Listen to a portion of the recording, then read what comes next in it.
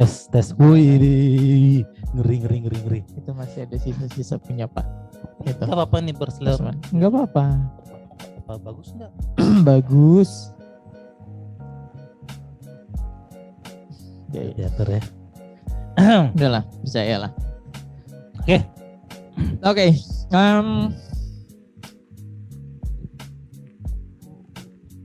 Kita akan buka dulu. Ya. Kita ceritanya ini sedang buat program baru yang namanya adalah Usai Kelas. Nah, apa itu Usai Kelas? Usai Kelas itu adalah kegiatan ngobrol santai kita mengenai apa sih dunia-dunia ya. Kita obrolin apa aja lah yang sedang viral, apa aja yang sedang menjadi pembahasan utama baik di dunia nyata maupun dunia maya ya. Nah, untuk mengawali sesi pertama kita, karena sesuai dengan judulnya, di background kita adalah NLP, kita akan bahas NLP nih. Ya, semoga teman-teman atau Bapak Ibu sekalian atau para viewer sekalian gitu ya bisa menyimak, karena memang NLP ini materinya unik nih.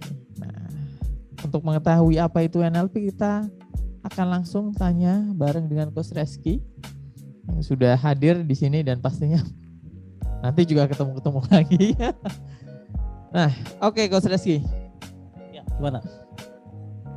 Kalau di Indonesia sendiri kan kita udah banyak mengenal banyak teknik-teknik pembelajaran pemberdayaan diri seperti NLP, ada hipnoterapi, ada magnetism, ada LOA, ada dan sebagainya.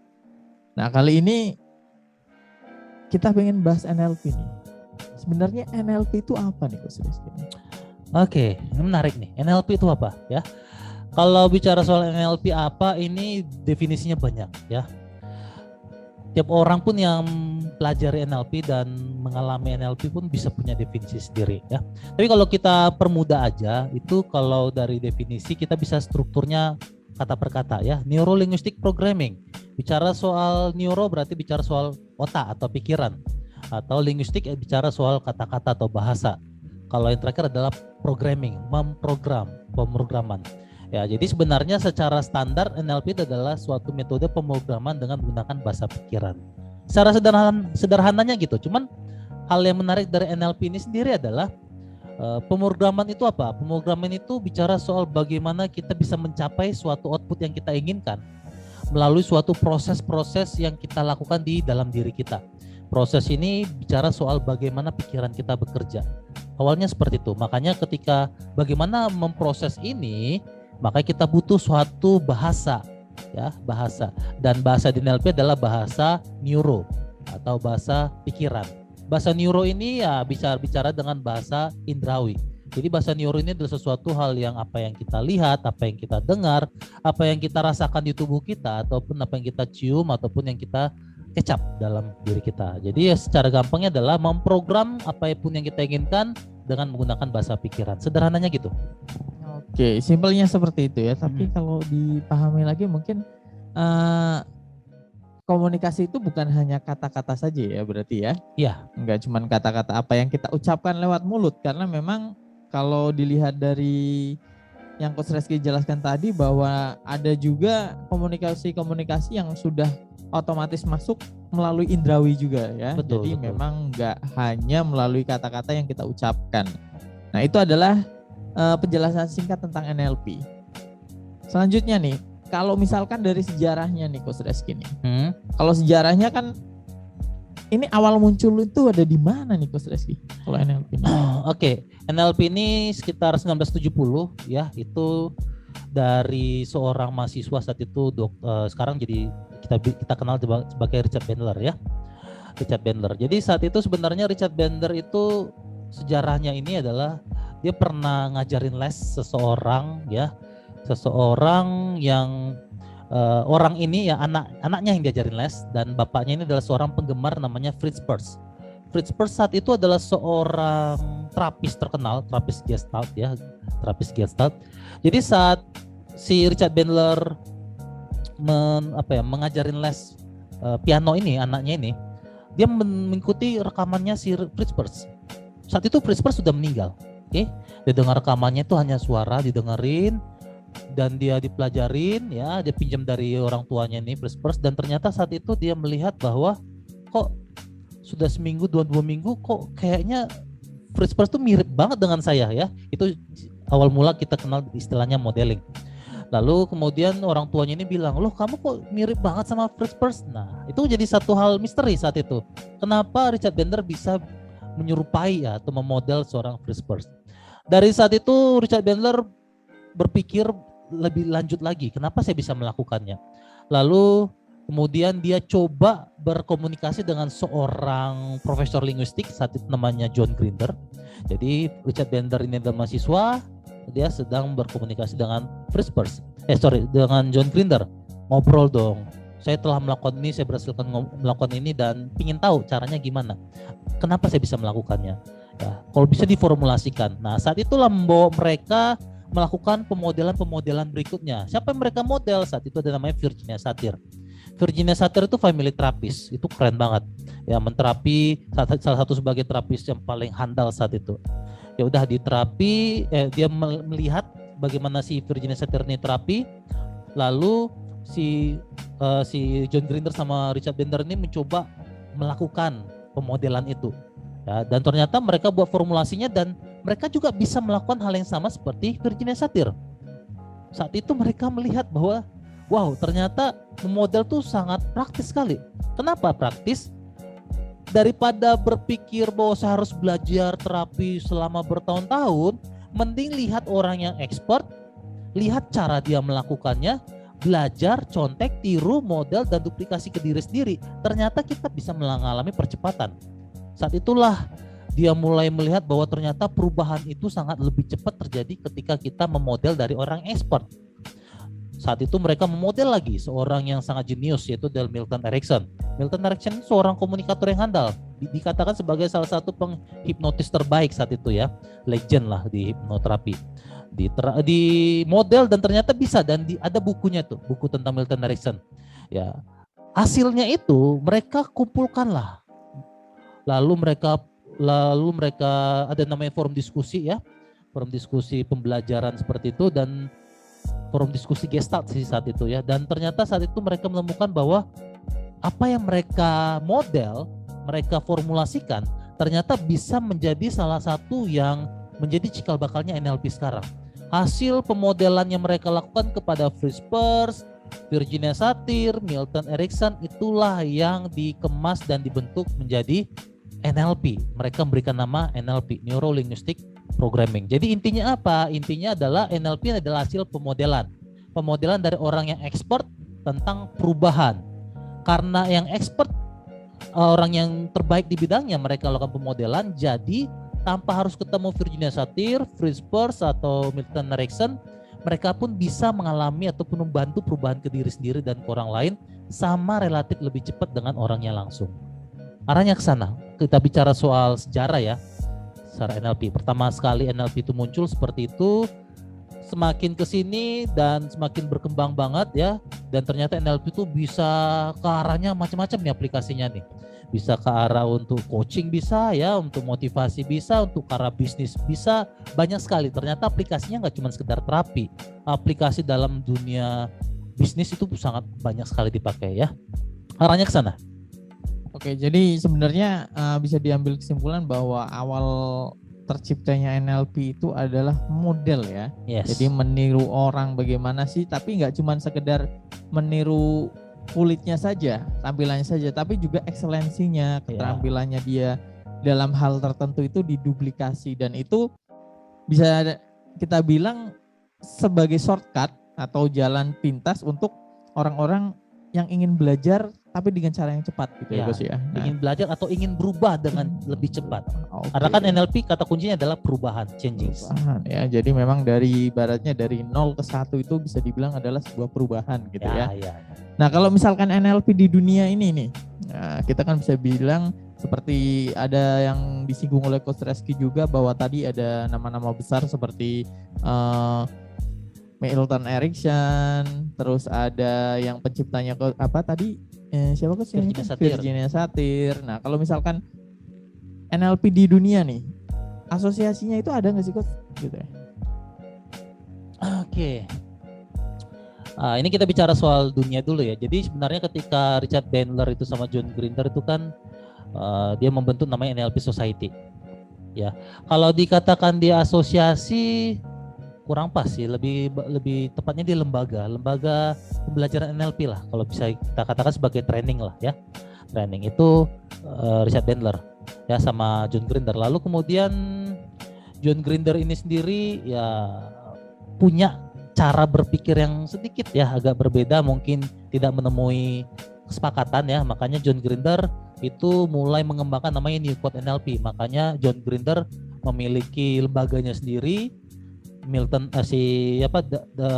Bandler tetap di NLP Society. Jadi dua lembaga inilah sebenarnya yang sangat populer banget di dunia ya. Termasuk juga ya yang jadi di forum diskusi itu ternyata nggak cuma mereka dua, itu ternyata banyak orang-orang besar saat ini seperti Robert Dills gitu ya, dan masih banyak lagi ya. Mereka ini juga punya lembaga-lembaganya sendiri gitu. Jadi bisa dikatakan ya lembaga-lembaga yang ada di dunia yang sampai saat ini survive karena memang tahun 1970 ya sampai sekarang founder-foundernya masih ada ya. Jadi lembaga-lembaga inilah yang masih eksis sampai sekarang, yang bisa kita katakan yang terbesar lah ya, seperti itu. Jadi kalau misalkan teman-teman semua ingin belajar NLP langsung, misalkan memang ada waktu untuk keluar negeri gitu ya, atau ingin belajar langsung dengan foundernya, kebetulan masih hidup ya Coach ya? Masih hidup ya. Jadi memang masih bisa belajar langsung dan ketemu langsung dengan foundernya NLP itu siapa aja. Nah, selanjutnya nih, kalau tadi kita udah ngomong atau membahas tentang NLP di skopnya itu adalah lebih luas di dunia gitu secara internasional, dan kita ingin tahu nih kalau NLP di Indonesia itu seperti apa nih Coach? Iya. Di NLP di Indonesia sebenarnya bisa dikatakan masih prosesnya growth ya, meskipun bisa dibilang ya nggak banyak sih pemainnya, bisa dikatakan ya di Indonesia ini banyak sebagai trainer lessons-nya dari Richard Bandler. Cuman bicara soal aktifnya ya nggak banyak yang aktif ya. Kenapa sih nggak banyak aktif? Ya belajarnya lama, harganya mahal gitu. Jadi orang Indonesia ini kan kebanyakan kalau bisa murah ya, kalau bisa cepat ya arahnya ke sana gitu. Meskipun ya pasti ada marketnya juga gitu. Pasti ada orang yang punya waktu, punya uang ya, dia pasti kalau misalnya ada dana ya belajarnya ke sana. Jadi artinya source-nya dari Richard Bandler yang dilesenskan ke trainernya. Di Indonesia ada, nanti tinggal di googling banyak gitu. Jadi memang sebenarnya banyak ya, mungkin misalkan Bapak Ibu atau teman-teman sekalian yang ingin belajar NLP di Indonesia itu udah banyak trainer yang memang sudah berlisensi secara resmi ya Coach ya, kepada Richard Bandler ataupun seperti tadi satunya siapa Coach? John Grinder gitu, ada juga di sini. John Grinder ada, setahu saya satu. Oke. Nah, nanti kalau misalnya teman-teman semua pingin dan penasaran bisa googling saja langsung. Nah, itu NLP di Indonesia. Kalau misalkan NLP kita tahu nih dari tadi adalah sejarahnya seperti apa, pembentukannya seperti apa, fungsi lembaganya di secara internasional juga, lembaga di Indonesia juga ada. Nah, sebenarnya aplikasi NLP ini untuk apa aja nih Gus? Tadi juga sudah dibahas ya. Awal mulanya terapi ya. Karena di dunia itu tahun 1970 itu dunia terapi itu sangat istimewa saat itu ya. Orang pengen tahu kenapa sih ada orang bisa berubah cepat? Ya belajarlah tentang ilmu terapi. Dan itu awalnya. Tetapi makin kesini ternyata NLP itu nggak cuma sekedar terapi. Banyak sekali dalam hal negosiasi, dalam hal public speaking, dalam hal bisnis, dalam hal family ya. Bahkan relationship, dalam hal-hal konteks apapun itu butuh namanya NLP ya. Apapun yang Anda inginkan, perubahan kebiasaan, perilaku sendiri, itu semuanya juga NLP. Jadi bisa kita katakan semua aspek, semua konteks yang membutuhkan namanya perubahan, yang membutuhkan namanya perubahan perilaku, ya perubahan habit, ataupun mencapai keinginan lebih cepat, lebih baik, lebih tadi istilahnya shortcut gitu ya, dengan cara modeling, ya pasti wajib belajar NLP. Jadi aplikasinya memang sangat luas sekali ya.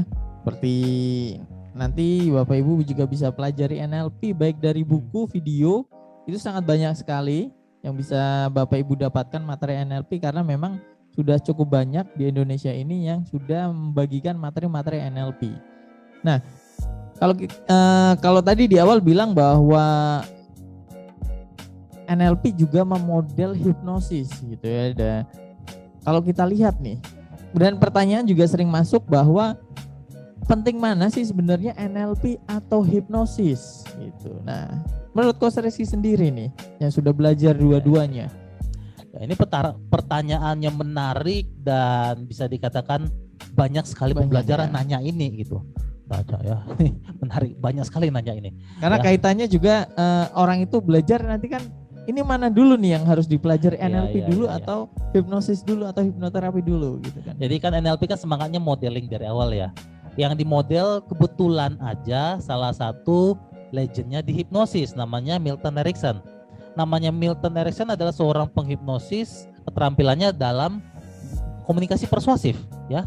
Makanya hasil modelnya si Milton Erickson di NLP disebut sebagai Milton Model, yaitu adalah pemodelan dari Milton Hyland Erickson ya. Sebenarnya itulah kenapa NLP dan hipnosis itu seperti bersinggungan. Dan kebetulan ya Virginia Satir, Fritz Perls itu adalah teknik-teknik psikoterapi yang memang ada juga di hipnosis gitu. Jadi bisa kita katakan ya NLP itu pemodelan dari hipnosis itu sendiri. Cuman ketika bicara soal hipnosis itu kan kalau dalam hal belajar formal ya kita mau terapi orang lain ya kita lakukan induksi buat dia tutup mata. Nah ini kan kesannya di Indonesia ini kan agak lain nih. Ya ada hukum haramnya ya, dianggap ini ada jinnya, padahal nggak kayak gitu ya. Nah tetapi kalau di NLP kan lebih fleksibel, lebih santai ngobrol-ngobrol ya seperti bercakap-cakap biasa, tetapi kita bisa memasukkan unsur persuasif di dalamnya dan bisa mempengaruhi orang lain itu secara fleksibel kapan aja ya, lebih santai lah, lebih bisa diterapkan dalam situasi dan kondisi manapun kalau NLP ya. Artinya ke sana. Jadi kalau saya bisa bandingkan hipnosis sama NLP, nanti saran saya sih dua-duanya belajar, rata-rata sih seperti itu. Belajar hipnosis juga belajar NLP juga belajar hipnosis. Nanti dikomparasi sendiri mana yang lebih baik. Tiap orang pasti punya favoritnya masing-masing nih. Jadi kita alumni kita kan ada yang saya lebih cocok sama hipnosis, ada juga yang bilang saya lebih cocok dengan NLP, ya nggak bisa dipaksain. Karena itu saya pilih dua-duanya. Saya bilang mana yang lebih hebat, sama-sama hebatnya. Belajar yang mana dulu tergantung. Anda kalau memang lebih fokus kepada terapi, saran saya hipnosis. Tapi kalau Anda fokus kepada ya perubahan yang secara fleksibel sehari-hari yang Anda ingin terapkan dalam kehidupan sehari-hari, ya NLP bisa disarankan. Public speaking juga NLP disarankan ya. Oke, nanti jadi bisa sudah terjawab ya, mana apa sih perbedaannya antara NLP dengan hipnosis, atau mana dulu nih belajarnya, NLP dulu atau hipnosis dulu? Sama-sama, keduanya sama-sama bagus dan keduanya sama-sama saling melengkapi. Ya, ini kebetulan lagi ngomongin NLP ya. Iya, jadi bagus-bagus NLP dulu lah. Kita bagus NLP dulu. Tapi karena memang sebenarnya bagus ya, karena yang kita lihat bahkan pengalaman kita bahwa orang-orang yang awalnya belum belajar NLP, setelah belajar NLP mereka terlihat secara langsung perubahannya bahkan pada saat di kelas. Contoh misalkan mereka yang susah untuk ngomong, mereka yang tadinya nggak tahu bagaimana untuk menebak seseorang, itu bisa juga diperoleh melalui teknik-teknik yang diajarkan oleh NLP ini nih. Nah, tadi sudah banyak yang di-sharingkan sama Coach Reski Daniel nih. Nah, mungkin Coach Reski Daniel juga punya proyeksi atau punya gambaran akan seperti apa sih NLP di Indonesia gitu ya. Mungkin kalau hipnoterapi kan udah cukup besar Coach ya, dan sudah cukup dikenal, di TV juga banyak. Publikasinya itu sangat masif sekali kalau misalkan hipno. Kalau NLP ini proyeksi ke depan itu akan seperti apa nih Coach? Ya. Salah satu tantangannya di kita nih sebagai praktisi NLP adalah ketika kita memperkenalkan NLP, masyarakat Indonesia masih bertanya, NLP itu apa? Barang apa ini NLP? Bahkan banyak menyalahartikan NLP itu ya hipnosis sama kan gitu ya. Itu tantangannya. Jadi challengingnya adalah memperkenalkan NLP, memasyarakat NLP. Kalau hipnosis kan gampang, cara publikasikannya, mempopulerkannya gampang dari stage. Permainan hipnosis di YouTube semua orang suka, semua orang tahu. Dari zaman dulu pun kita tahu master-master hipnosisnya, dan ketika tampil di TV-TV publikasinya begitu luas dan entertainnya ada. Jadi orang lebih cepat belajarnya. Sedangkan kalau NLP kan nggak seperti itu, meskipun banyak sebenarnya teknik-teknik sulap, teknik-teknik entertain, teknik-teknik apa ya mempengaruhi atau mind reading apa segala macamnya banyak belajar dari NLP. Sebenarnya kalau ingin mempopulerkan ya perbanyak di situ sebenarnya cara gampang.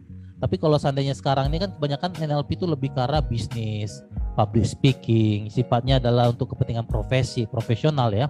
Jadi saran saya adalah proyeksi ini akan akan bisa melejit cepat kalau kita bisa lebih banyak mempopulerkan itu.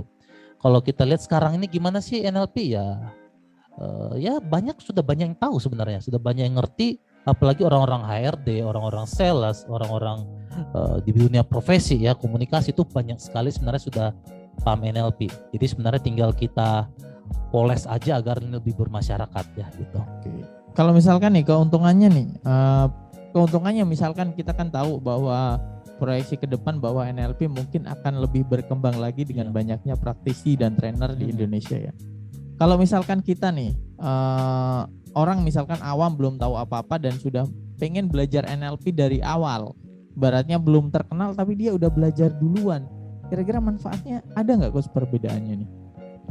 Belajar dari awal sebelum NLP itu booming misalkan gitu. Jadi gitu kan. Kalau misalkan sekarang kan kita bilang bahwa NLP sudah ada tapi belum sebesar gitu ya. Kalau misalnya kita udah belajar duluan nih teknik NLP nih, perbedaannya apa sih dengan orang kita yang duluan belajar ya? Iya betul. Ini saya analogikan kayak kita main MLM aja deh ya. MLM. Ini sebenarnya nggak cocok banget, cuman biar saya kebayang ya. Ada produk MLM itu kan level per level tuh. Jadi orang yang duluan join pasti dapat levelnya di atas. Jadi bicara soal dapat levelnya di atas ya berarti ketika orang lain sudah banyak yang join, banyak yang tahu, dia kan sudah di top duluan.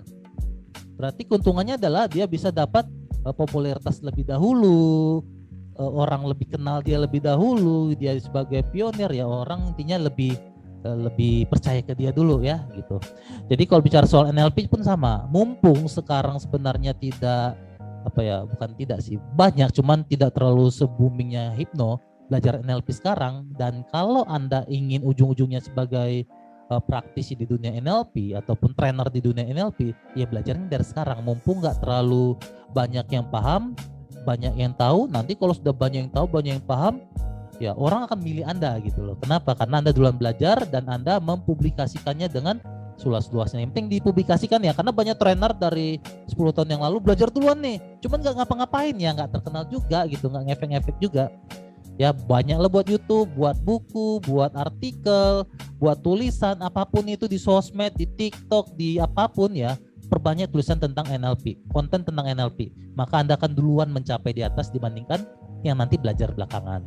Oke, nah itu kalau misalkan bisa dibilang teman-teman sekalian yang pengen menjadi seorang trainer gitu ya, atau pengen menjadi seorang pembicara, atau pengen menjadi seorang sosok di NLP juga nanti bisa bermanfaat juga. Contoh misalkan teman-teman itu adalah salah satu staf di perusahaan gitu ya, dan teman-teman sudah belajar NLP, pastinya dengan teknik-teknik NLP ini teman-teman juga bisa lebih ter-highlight dari orang-orang yang belum belajar gitu ya, karena memang ada keterampilan yang bisa diaplikasikan gitu Gus ya. Ya betul, karena saya sendiri sudah sangat merasakan sekali NLP. Keterampilan kita bisa menjalin komunikasi dengan atasan, mudah dipercaya orang lain, mudah memahami maunya orang lain, negosiasi, termasuk dalam hal jualan, ya itu NLP banget gitu ya. Kalau dibilang sekarang tuh selling itu kebanyakan ya ilmunya banyak dari NLP. Ilmu jualan ya kebanyakan dari NLP.